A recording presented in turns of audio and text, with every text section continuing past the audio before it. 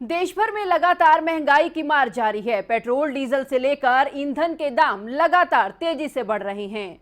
वहीं आज फिर सीएनजी और पीएनजी की कीमतों में फिर से इजाफा किया गया है। भारत के साथ दुनिया के तमाम देशों में महंगाई एक खतरा बनती जा रही है। अब बड़ा सवाल ये भी उठता है कि आखिर महंगाई बढ़ क्यों रही है।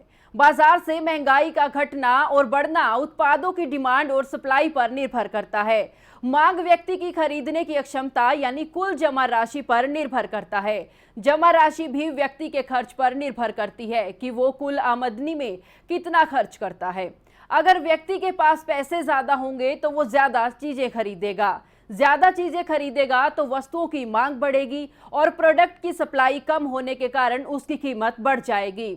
इस तरह बाजार महंगाई की चपेट में आ जाता है। बाजार में पैसों का ज्यादा बहाव यानी महंगाई का कारण बनता है।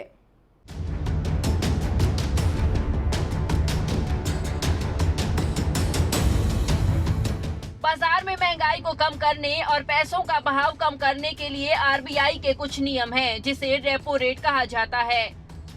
बैंकों के पास जब पैसों की कमी हो जाती है तो वो आरबीआई से उधार लेती है। आरबीआई जिस ब्याज दर पर बैंकों को ये पैसे उधार देती है वो रेपो रेट कहलाती है। क्योंकि बाजार में पैसों का अधिक बहाव महंगाई रोकने में सबसे बड़ा कारक है, जो वस्तुओं की मांग बढ़ा देता है और मांग की तुलना में आपूर्ति कम होने के कारण उसकी कीमत भी बढ़ जाती है। इस तरह बाजार महंगाई की चपेट में आ जाता है। इसे कम करने के लिए सबसे जरूरी है बाजार में पैसों के इस अत्यधिक बहाव को कम करना।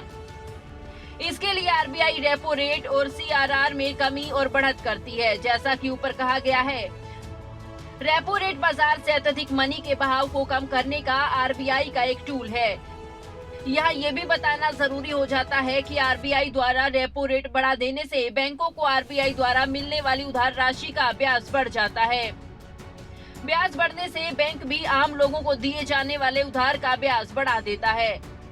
ब्याज बढ़ने के कारण या तो उपभोक्ता बैंक से उधार लेते नहीं या लेते भी हैं तो कम राशि लेते हैं। इस तरह उपभोक्ताओं की राशि भी कम होने के कारण वे अन्य वस्तुओं को भी या तो कम खरीदते हैं या खरीदते ही नहीं। ऐसे में खपत से ज्यादा आपूर्ति होने की स्थिति पैदा हो जाती है और वस्तुओं के जल्दी खपत के लिए उनकी कीमतें कम हो जाती हैं ताकि उपभोक्ता इसे खरीद सकें। वस्तुओं के दाम घट जाने के बाद आरबीआई रेपो रेट वापस कम कर देता है। इस तरह महंगाई कम होकर बाजार अपनी पहली स्थिति को पा लेता है।